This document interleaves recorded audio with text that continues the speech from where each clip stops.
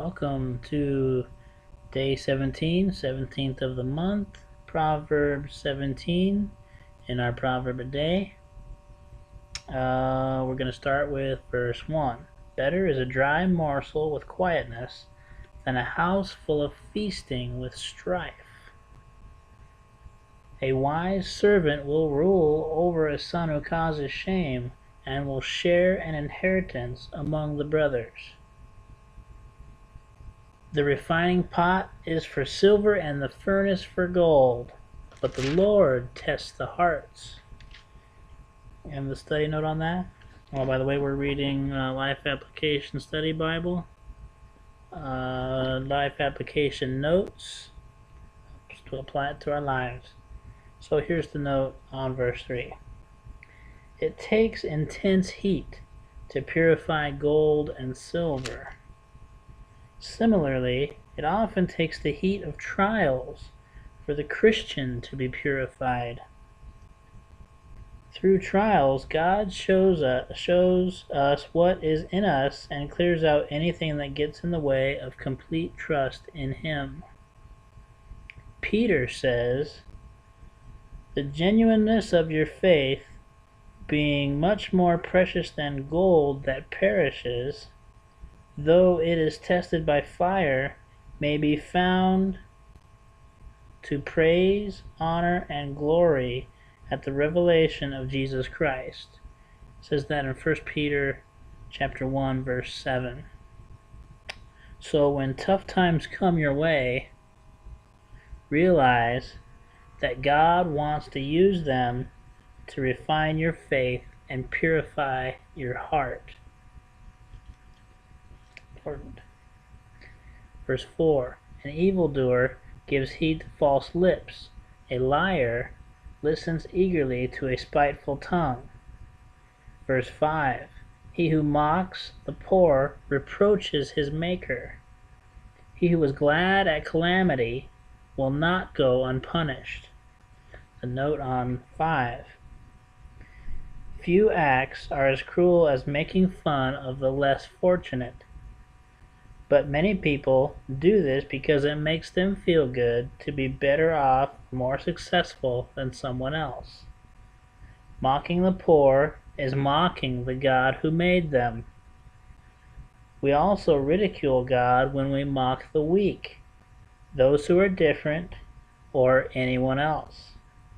When you catch yourself putting down others just for fun, stop and think about who created them. Verse 6.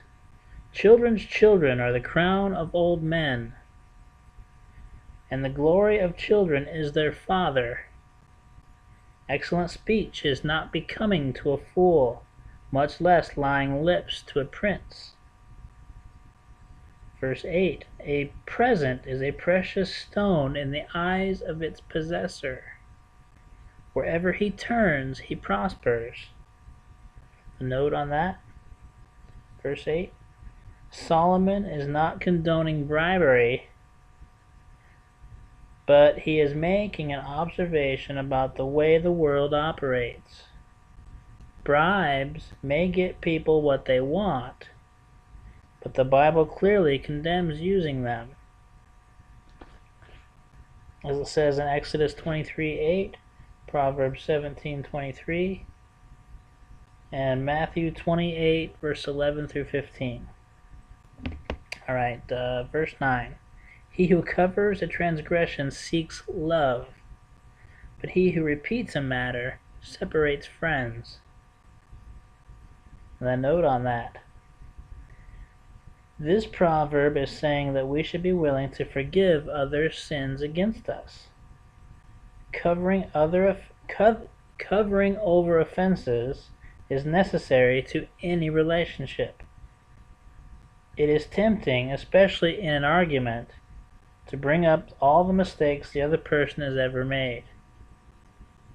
Love, however, keeps its mouth shut. Difficult though that may be. Love, however, keeps its mouth shut, difficult though that may be. Try never to bring anything into an argument that is unrelated to the topic being discussed. as we grow to be like Christ, we will acquire God's ability to forget the confessed sins of the past. Verse 10.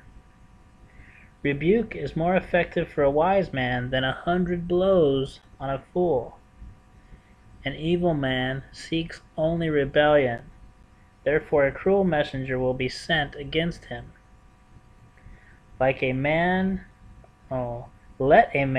meet a bear robbed of her cubs, rather than a fool in his folly. Whoever rewards evil for good, evil will not depart from his house.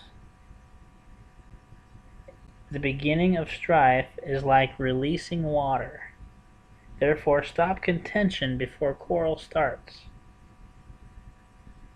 He who justifies the wicked and he who condemns the just, both of them alike are an abomination to the Lord. Verse 16. Why is there in the hand of a fool the purchase price of wisdom, since he has no heart for it? 17. A friend loves at all times, and a brother is born for adversity. The note on 17. What kind of friend are you? There is a vast difference between knowing someone well and being a true friend. The greatest evidence of genuine friendship is loyalty, loving at all times, as it says in 1 Corinthians 13:7, being available to help in times of distress or personal struggles. Too many people are fair-weather friends. They stick around when the friendship helps them and leave when they're not getting anything out of the relationship.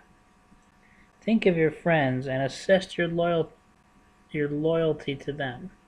Think of your friends and assess your loyalty to them. Be the kind of true friend the Bible encourages. Alright, verse 18. A man devoid of understanding shakes his hands in a pledge and becomes surety for his friend. He who loves transgression loves strife, and he who exalts his gate seeks destruction. He who has a deceitful heart finds no good, and he who has a perverse tongue falls into evil. He who begets a scoffer does so to his sorrow, and the father of a fool has no joy. 22. A merry heart does good, like medicine, but a broken spirit dries the bones. The note on that, verse 22. A merry heart is cheerful. To be cheerful is to be ready to greet others with a welcome, a word of encouragement, an enthusiasm for the task at hand, and a positive outlook on the future. Such people are as welcome as pain-relieving medicine. 23.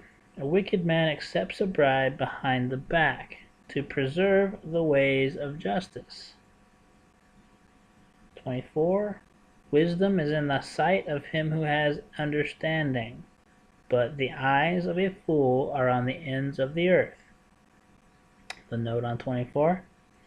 While there is something to be said for having big dreams, this proverb points out the folly of chasing fantasies, having eyes that wander to the ends of the earth. How much better to align your goals with God's, being the kind of person He wants you to be.